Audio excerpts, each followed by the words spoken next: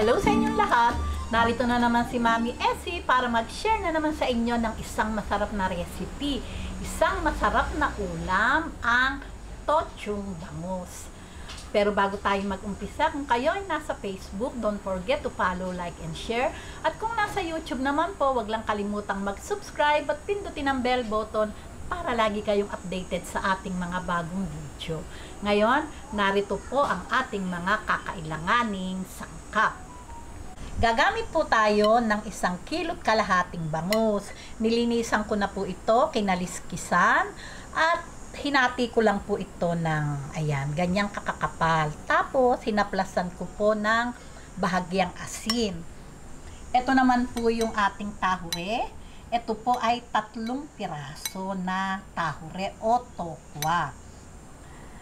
Black beans, ½ cup na vinegar, bawang, mas masarap po syempre, mas maraming bawang, 1 malaking sibuyas, 3 kamatis, luya, 2 teaspoon pamintang pino, 2 tablespoon na sugar, 3 tablespoon na toyo, at ang kinchay.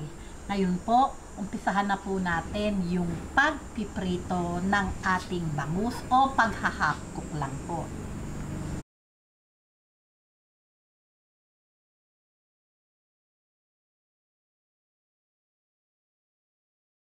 Ayan, ngayon atin na pong prituhin yung ating bangus. Half-cook lang po yung pagpiprito natin. Ayan, i-half-cook lang po natin tong bangus. Ila-light brown lang po natin yung magkabilang side. Tinakipan ko po kasi tumitilansik. Okay, balik po tayo.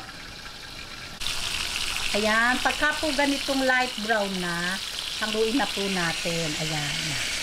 Ganyan lang po yung pagpiprito.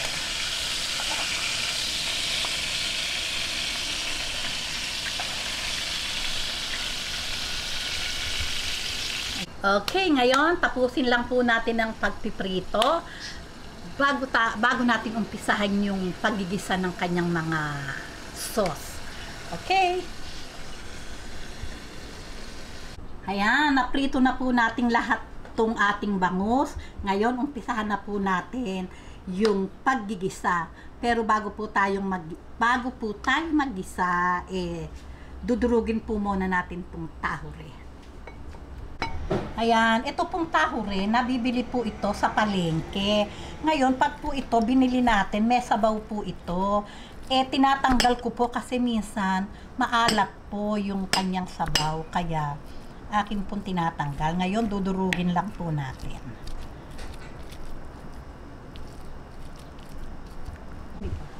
Ngayon, okay na po ito. Durug na po. Ilalagay na po natin itong suka. Ayan, ½ cup na suka.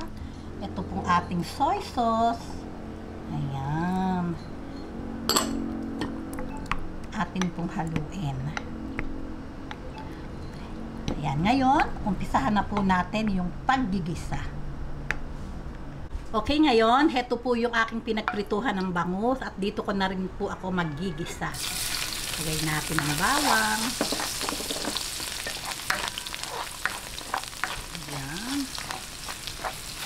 Ang luya.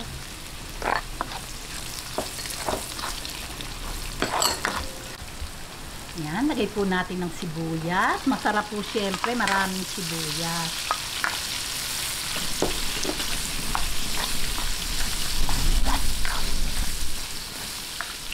Isahin lang po natin mabuti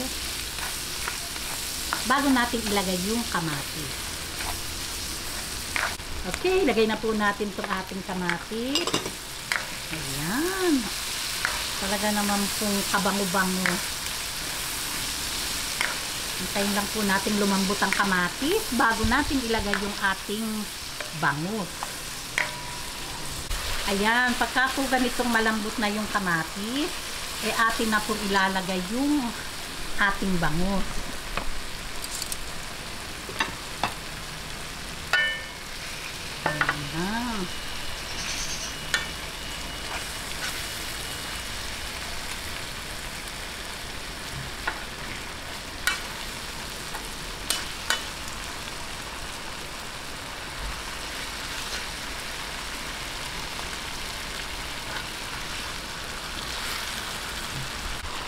Ngayon, ilalagay na po natin itong ating tahure.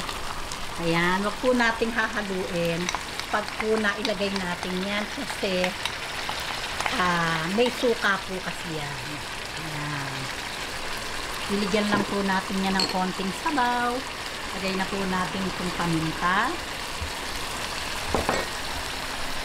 Itong black beans. Sabay-sabay na po yan. Ito pong black beans, tinanggalan ko din po yan ng sabaw kasi po medyo maalat din po iyon. Itong sugar.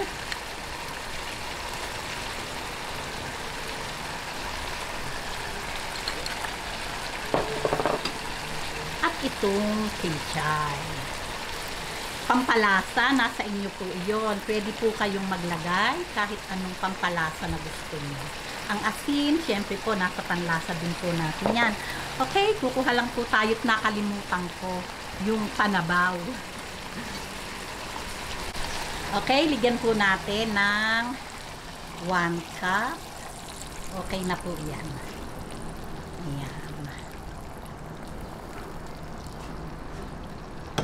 Yan, hintayin lang po natin kumulo bago natin haluin at ready na po ito.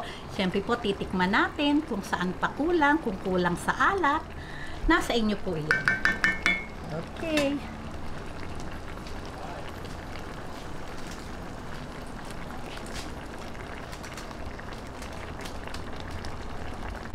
Ayan, after 10 minutes, heto na po at luto na ang ating napakasarap na tocho. Pag po tinikman nyo, kasi po, kung ang nilagay ko lang pong suka half cup. Ngayon, pag tinikman nyo po at sa tansya nyo, medyo kulang siya ng bahagyang suka, pwede naman pong maghabol. Conforme po kasi sa lulutuin nyo kung ganong kadami. Okay, ready na po ito para sa ating pananghalian. Patayin ko na po ang apoy at talaga naman pong yummy.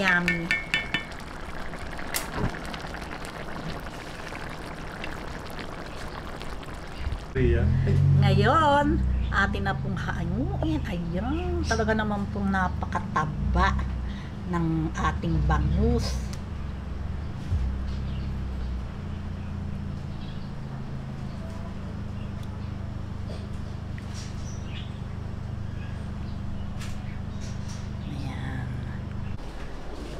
Ayan, heto na po ang ating napakasarap na pananghalian, ang tochong bangus. Ngayon, tikiman na po tayo.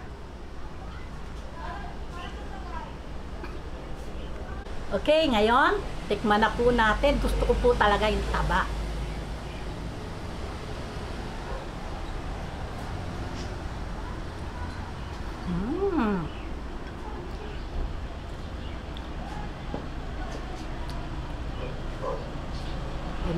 Talaga naman pong napakasarap.